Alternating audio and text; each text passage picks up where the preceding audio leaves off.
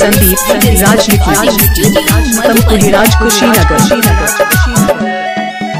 सारा दुनिया देखावे वाला हम पे खुशियाँ लूटावे वाला, सारा दुनिया देखावे वाला हम पे खुशियाँ लूटावे वाला। हमर पापा हवे हमर पापा हवे, हमर पापा हवे हमर पापा हवे। डीजे संदीप राजनीति तमकुहीराज कुशीनगर।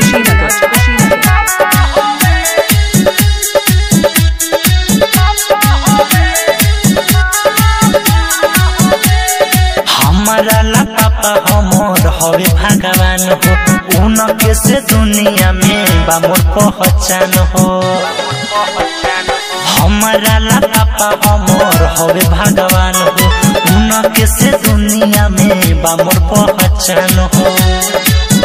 हमके स्कूल पहुँचावे वाला, हाथों में कलम धरावे वाला। हमर पापा हवे हमर पापा हवे, हमर पापा हवे हमर पापा हवे।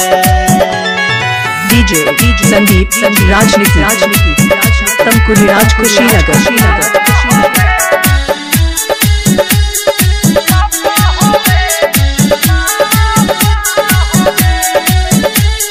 अखिलेश श्यामनंजय बातल तू मानी, इस वर्ष बढ़ के अपना पापा के मानी।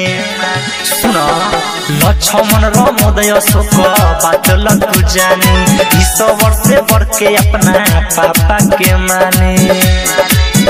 उंगली धके चलावे वाला, बोल के लूर सिखावे वाला। हमर पापा हवे हमर पापा हवे, हमर पापा मोबाइल नंबर 95 10 51